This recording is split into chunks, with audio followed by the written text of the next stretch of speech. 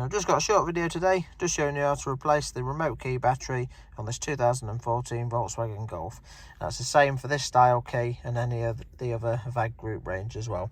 We have actually got a message on the dash just saying that the battery replacement required. So it's really straightforward replacement on these.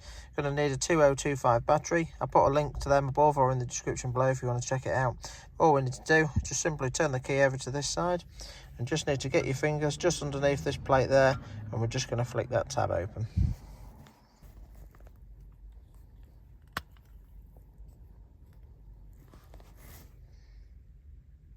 You can just see we've got the battery in there.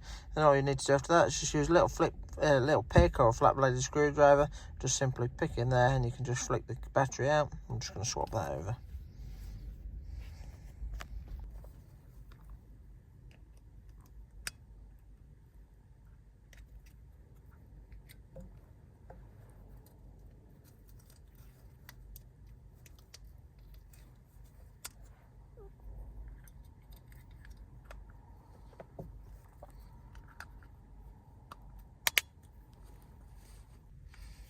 And that's it, your key battery replaced. Now once you've done that, strike it up for the next time, the message will be off the display.